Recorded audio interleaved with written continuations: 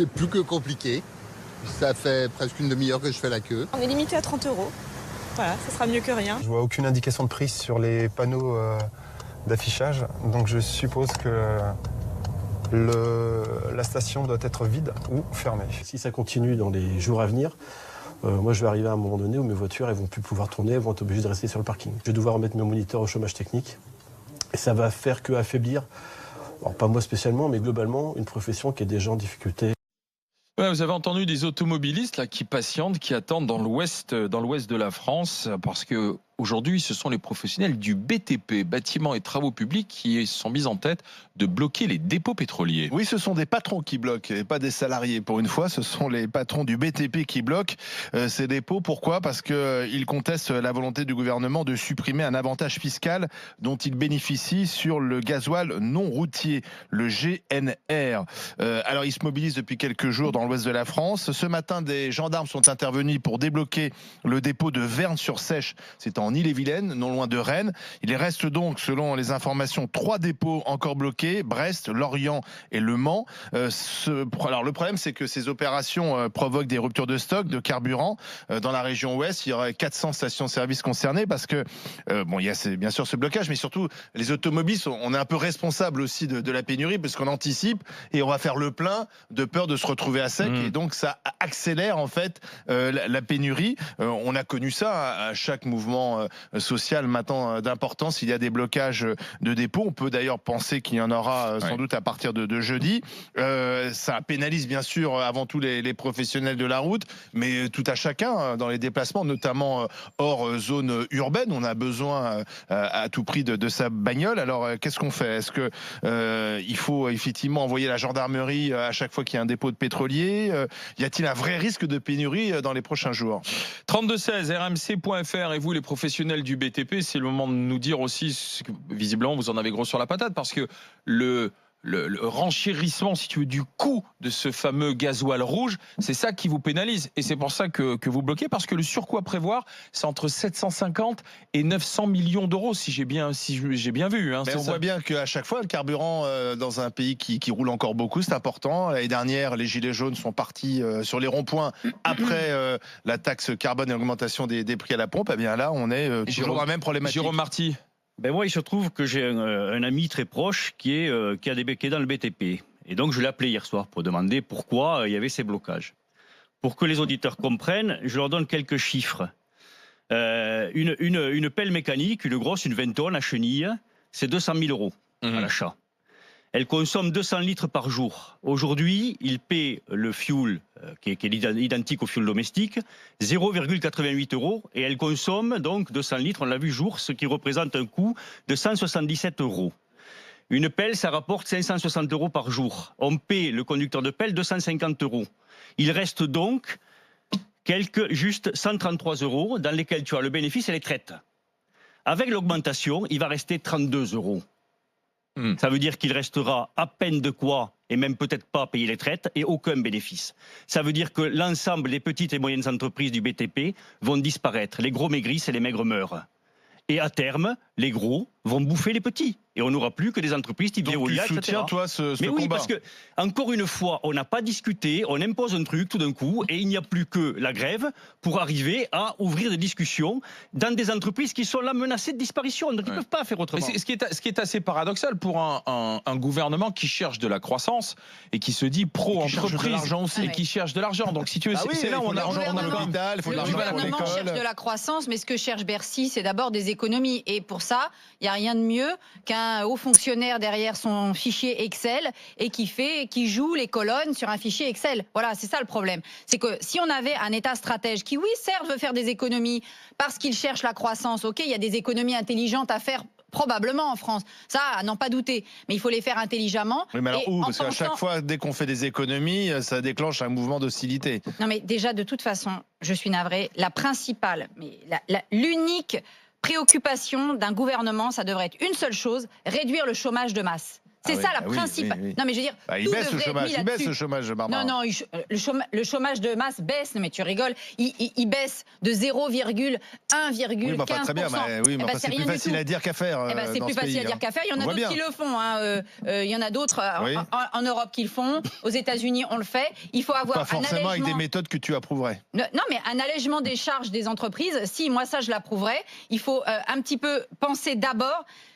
Vraiment, si on remettait au travail un certain nombre de gens qu'on a laissés sur le carreau et à qui on a dit « Oh, allez, de toute façon, c'est foutu », soit c'est foutu parce que vous n'avez pas les diplômes, soit c'est foutu parce que vous êtes trop vieux, soit c'est foutu parce que vous n'êtes pas adapté à tel ou tel poste. C'est ça, aujourd'hui, le vrai problème. Et je rejoins ce que disait Jérôme.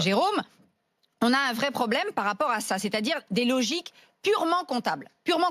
Il faut une logique comptable, encore heureux, mais pas une logique purement comptable. Mais pas dans la taxe, dans les économies, alors, à ce moment-là. C'est pour ça, le carburant, aujourd'hui, c'est la gabelle. C'est comme la gabelle au XVIIe siècle, c'est comme la gabelle au XVIIIe siècle. Et tout ça, ça a provoqué des révoltes qui ont fini en plus que des révoltes. C'est-à-dire que sur des révoltes, effectivement, uniquement fiscales, viennent s'agréger des questions politiques qui sont des questions plus globalement d'injustice sociale.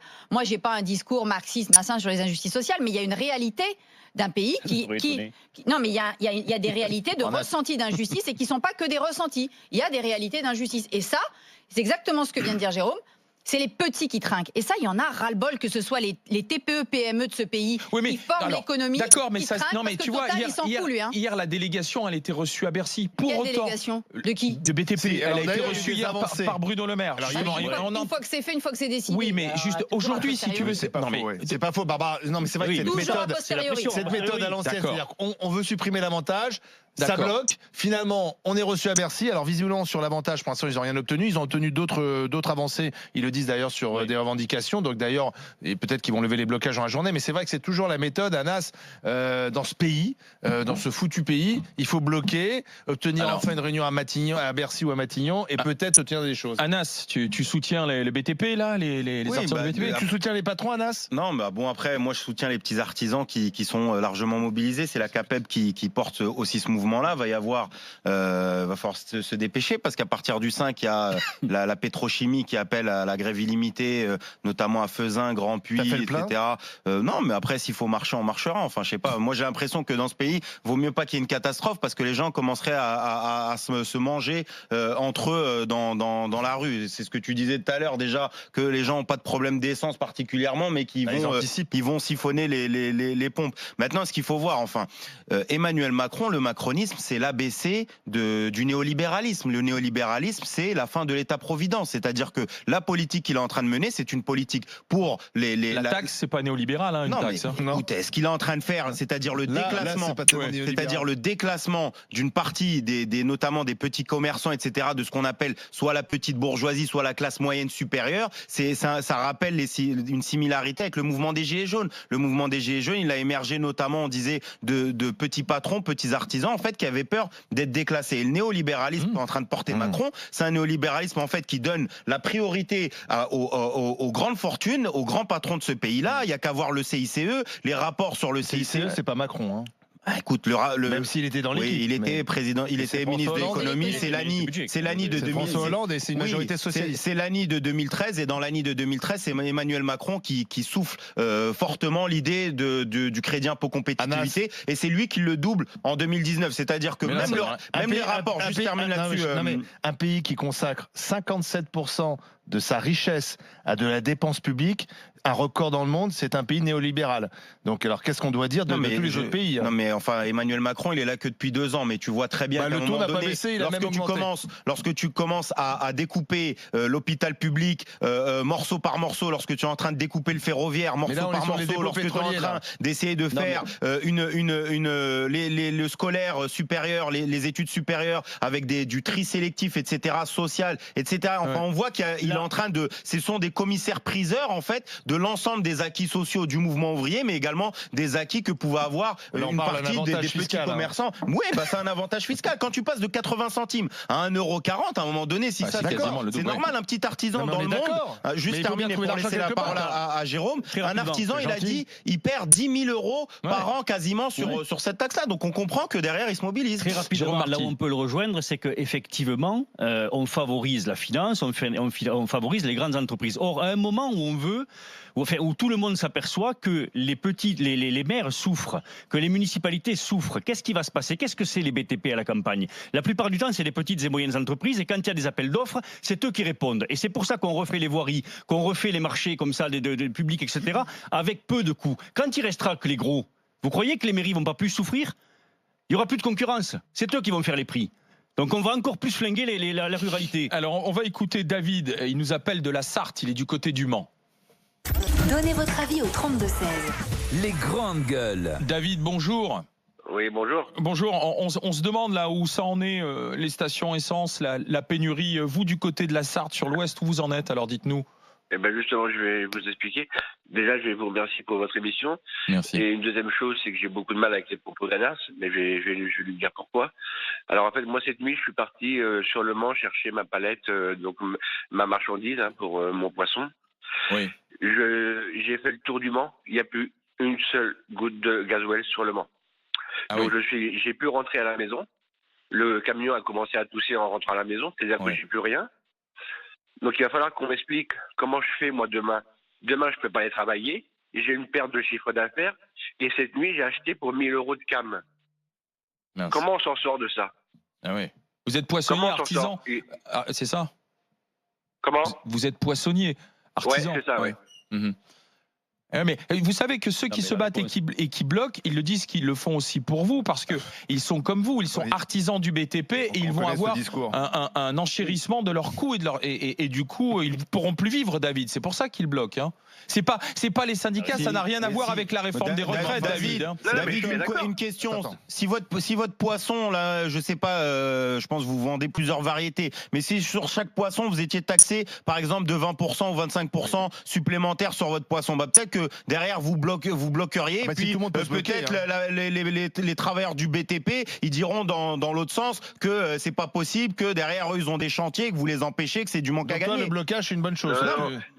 Non, mais la manière dont David pose les choses, c'est moi, ce qui m'emmerde, c'est mon camtar. Et bah oui, c'est normal. Du reste. Bah oui. Allez-y, David. Mais comme le type dans le BTP, il dit mon problème passe avant les autres et je bloque. Bah, si chacun agit comme ça dans le pays, allez-y, David. Et voilà, et je suis entièrement d'accord avec ce que dit Olivier. Moi, monsieur Hanas, je travaille 20 heures par jour. Je travaille tous les jours. Je ne demande rien à personne. Je paye toutes mes charges.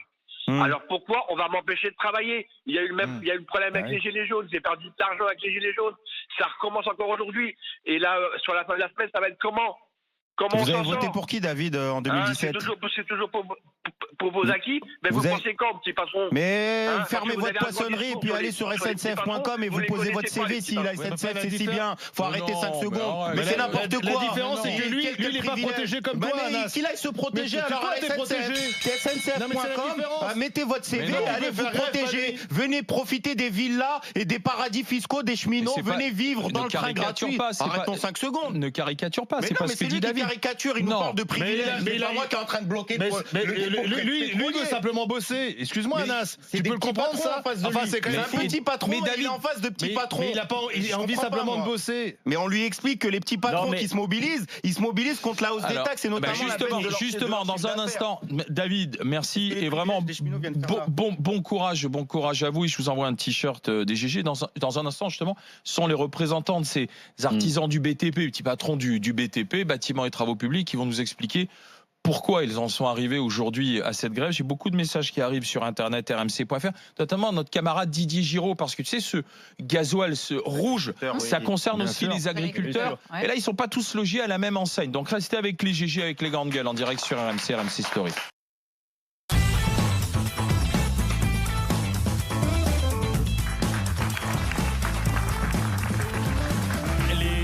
Les grandes gueules, RMC Story, Jérôme Marty, médecin généraliste, Barbara Lefebvre, enseignante, Anas Kazib, cheminot. On parle de ce qui se passe aujourd'hui dans les dépôts de l'Ouest. Alors vous avez entendu ce que nous disait David il y a un instant. Lui du côté du Mans, malheureusement, là sur la Sarthe, il n'y a plus de dépôt, il n'y a plus d'essence plutôt dans les stations-service. Norbert Guillou est avec nous, patron d'entreprise de travaux publics, président du syndicat professionnel SNATP du Morbihan. Bonjour Monsieur Guillou. Bonjour.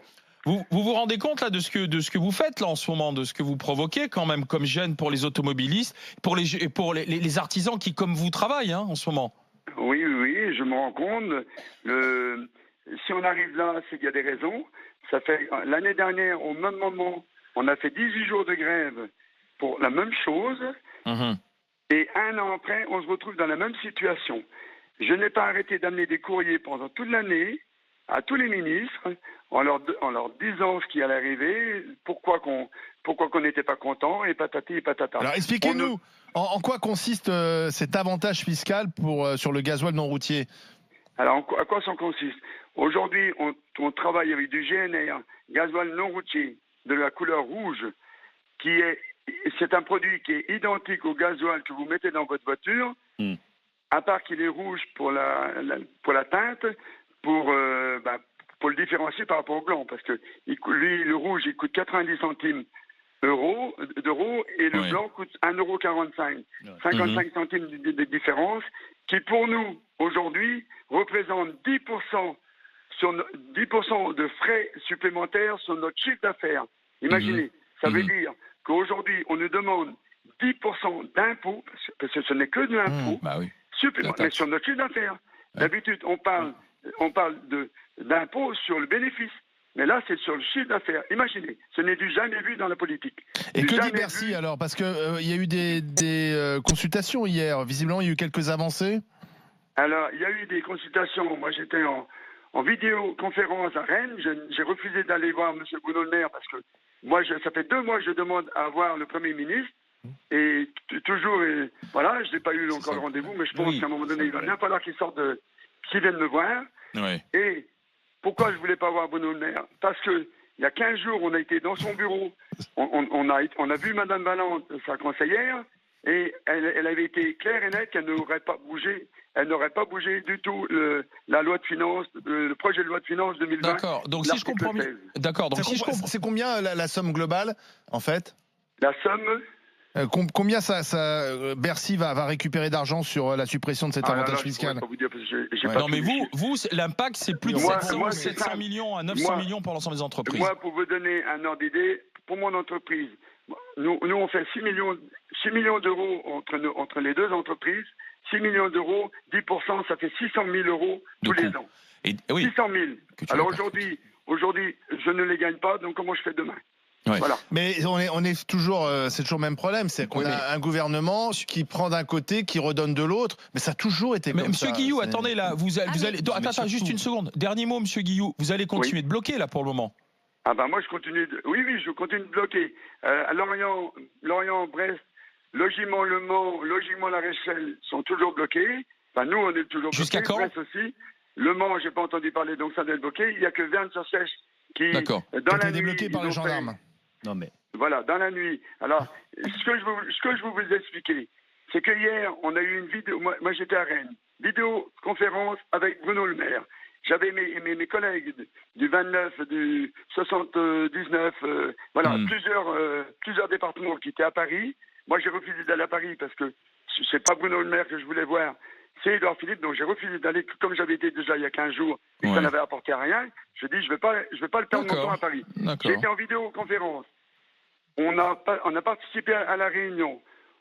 Voilà, bon, ça a été tendu. Mais Monsieur Guillou, le problème, c'est que pour le moment, il y a des concessions, mais pas suffisantes, parce qu'on a bien compris que ce que vous voulez, c'est la suppression pure et simple de cette taxe. Mais après, en attendant, tu vois les mails qui arrivent. Oui. Et ce qu'on me dit, c'est notamment Jérôme qui m'écrit sur internet rmc.fr. Les grandes gueules, tant que vous-même vous ferez passer le message de l'angoisse et des files d'attente devant les stations, vous allez créer cette pénurie. Vous en êtes responsable, m'écrit Jérôme sur internet rmc.fr. Barbara, t'as fait le plein? Oui, mais moi j'ai pas fait le plein par rapport à au blocage. Non. C'est en prévision de la fin de la semaine. Non, voilà, parce que moi je me suis dit, d'abord parce que je ne peux plus prendre les transports en commun, parce que moi je prends pas ma voiture pour me déplacer dans Paris. Je viens en transport en commun, voilà.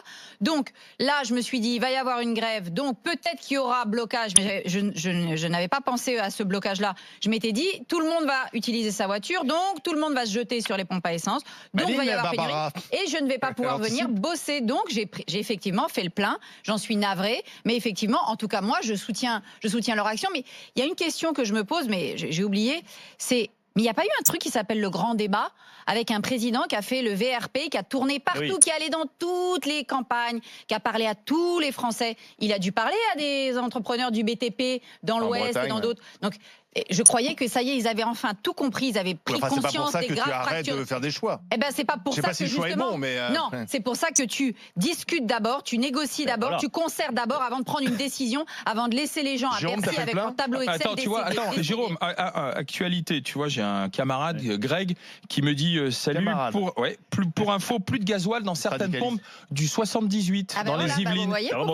Plus de gasoil dans certaines stations essence du 78. Voilà ce qui est écrit. Greg sur Internet. Nous, dans le Sud-Ouest, on n'est pas touché, en tout cas pas pour l'instant. J'ai fait le plein comme d'habitude, mais pas forcément ce matin. Tu dis pas, mais nous, de toute façon, profession de santé, on n'est pas touché de toute façon, parce que chaque fois qu'il y a comme ça des pénuries, on est prioritaire et on est. Vous êtes prioritaire. Ah là là. Au-delà de ça, on a pour habitude de dire que la France a une culture de la grève, etc., etc. Non, elle a une culture de la non-discussion politique. Il y a des grèves parce que les gouvernements ne discutent pas. Obligé d'aller dans le sens. Parce qu'on ne prend pas les choses en amont. Regarde comment on a mis. Tu cèdes à chaque fois. Souviens-toi des portiques qu'on a mis sur les autoroutes qui ont coûté un pognon de dingue. On a cédé. Qu'on a mis encore une fois sans discuter avec les routiers qui ont bloqué. On a retiré. Là, on fait ça sans discuter avec le BTP. Ils vont retirer le truc, je te l'annonce, parce qu'ils pourront pas tenir. Parce que tu as le 5 décembre derrière, donc ils pourront pas tenir. On t'a foutu. Il y a une grève aux urgences qui dure depuis presque un an. Tu crois qu'ils le font par plaisir, les mecs? Non, il n'y a pas eu de discussion avant. Non mais, donc si tu veux, si on n'avait pas cette culture de non-discussion, si on ne reconnaissait pas justement la place des syndicats, si ce gouvernement en particulier n'avait pas voulu écarter les syndicats et maintenant se retrouver face au peuple, on n'en serait pas là. Les syndicats se sont écartés d'eux-mêmes. C'est pas vrai. Là, c'est la question de l'État, parce que à l'échelle des communes, à l'échelle des entreprises, il y a des accords qui sont faits avec les branches locales des syndicats, avec les partenaires sociaux. Moi, je connais des mairies où il y a des accords qui sont signés par la CGT, par la CFDT, etc. Donc, il n'y a pas toujours une attitude de refus. Il y a des négociations qui sont menées. Là, c'est l'État qui prend des décisions, qui plus est, de taxes. C'est vraiment à se dire qu'ils n'ont rien compris à ce qui s'est passé depuis quelques mois. Là, ils enlèvent une niche fiscale. Avec une taxe. Excusez-moi de souligner quand même les contradictions dans vos discours. Vous êtes les premiers à dire ah, les niches fiscales, quel scandale, plus de niches fiscales, égalité. Là, c'est une niche fiscale. Alors, elle est peut-être utile, mais dans ce cas-là, on voit la complexité aussi des décisions. C'est comme les régimes spéciaux. Il y a des régimes spéciaux, il y a des, entre guillemets, j'aime pas ce mot, pas du tout, privilèges, mais enfin, il y a des acquis qui se méritent, d'autres qui ne se justifient plus. C'est pareil pour les niches fiscales. Il y a des niches fiscales qui se justifient, d'autres non. Alors, attendez, vas-y, Anas, et puis on a Maxime qui est conducteur d'engin qui nous appelle de La Rochelle. Non, mais juste sur les niches fiscales. Enfin, les niches fiscales, ce sont des concessions qui ont été faites pour pas les faire sur la totalité. Moi, lorsque je vais dire que je suis contre les niches fiscales, notamment c'est celles qui visent à frauder le fisc, à exonérer, et faire de l'optimisation. Ils ont même réussi à trouver des noms fashion optimistes. Tu vois, tu fraudes plus, tu optimises ton argent dans de l'immobilier en Guyane, en Guadeloupe ou ailleurs. La question des niches fiscales, c'est dans des centres-villes en France pour aussi. Essayer d'avoir une politique assez cohérente et homogène. Le problème là, c'est que lorsque c'est la grève sur la réforme des retraites, on va chercher est-ce que c'est la SNCF, la RATP, est-ce que c'est appelé dans le privé, si c'est dans le privé, est-ce qu'il y a la CGT. Quand c'est les gilets jaunes, on va essayer de fouiller dans les gilets jaunes, il y a qui, est-ce qu'il y a des autonomes, est-ce qu'il y a des anards, est-ce qu'il y a des black blocs, est-ce que machin, et puis on essaye de déblayer. À un moment donné, il faut commencer à voir la réalité, c'est-à-dire qu'il y a une situation subversive dans le pays depuis plus d'un an maintenant. Il y a une crise qui a commencé du macronisme au moment de l'affaire Benalla et qui s'est enchaînée avec le départ de Nicolas Hulot, de Flessel, de Nyssen, etc. C'est-à-dire qu'il y a une fragilisation importante. Il y a une fragilisation. Nyssen, rappelle-toi dans quelles conditions elle est partie. Elle avait utilisé l'argent des contribuables. Bah oui, mais moi, en tout cas, politiquement, cette séquence du macronisme, elle a été importante et elle continue. C'est qu'il faut voir qu'il y a une situation subversive et qu'à un moment donné, le gouvernement, il n'est plus armé parce qu'il ne sait pas. Ce n'est pas une histoire française ou pas française de dialogue. Il veut pas discuter avec les gens. C'est-à-dire que je rejoins Barbara sur la question du grand débat. On voit qu'à la finale, qu'est-ce que le grand débat a donné? C'est un allongement en fait du temps de travail. C'est quoi qui sort en fait du grand débat? Faut arrêter. On est avec Maxime, il est, je vous disais, dans le BTP, conducteur d'engin, il nous appelle Charente-Maritime. RMC, les grandes gueules. Appelez au 32-16. Maxime, bonjour. Oui, bonjour. Bonjour. Comment vous vivez ça? En plus, ça vous concerne, hein, justement, là, ce que fait le BTP. Ouais, là. oui, ça me concerne parce que je fais partie d'une petite entreprise d'à côté de Saintes. Oui. Et le problème, c'est que nous a appelé d'urgence pour refaire une dune en bord de mer. Et le problème, c'est qu'on n'est pas sûr d'avoir du gasoil toute la semaine. D'accord. Et pourquoi? Parce que, après, c'est normal qu'ils bloquent parce qu'à un moment donné, faire passer de 88 centimes à 1,10 € le gasoil au litre, Ouais. ça fait un peu beaucoup quand même. Ouais. Mais donc, en fait, si je comprends bien, vous soutenez le combat sur le gazole, mais vous dites, attention, en vous précipitant sur les stations, vous mettez la pagaille, quoi, en fait, c'est ça? Nous, en Charente-Maritime, à côté de La Rochelle, il y a déjà des stations-service qui n'ont plus de gasoil. Oui, parce que les gens anticipent, les automobilistes. Mais en plus, avec Et le les 5 qui arrive en plus, comme tu n'auras pas de transport. Eh oui.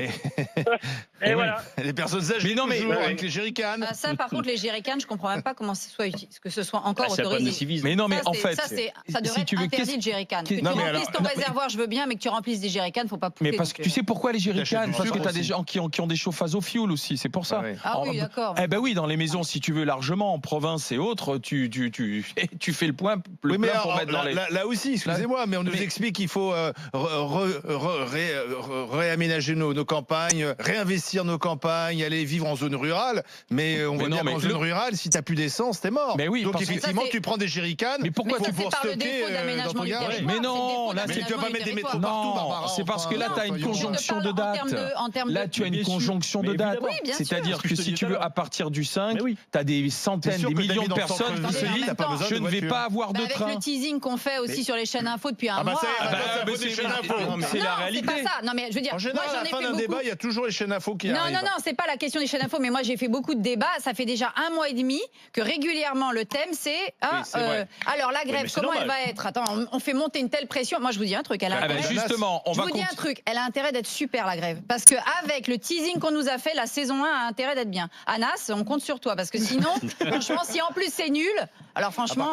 Anas, lui, il veut déjà la saison 10, hein, donc. Moi, je construis la grève à partir du 9 décembre. Là, je suis plus dans le 5. Justement, on va continuer. Puisque tu veux du teasing, on va continuer d'en parler dans le monde de Macron, parce qu'on a Marine Le Pen qui appelle à manifester. Elle a dit ce matin chez Jean-Jacques Bourdin, et on a une école sur 2 qui sera fermée après-demain jeudi. Yahoo! Vive la France!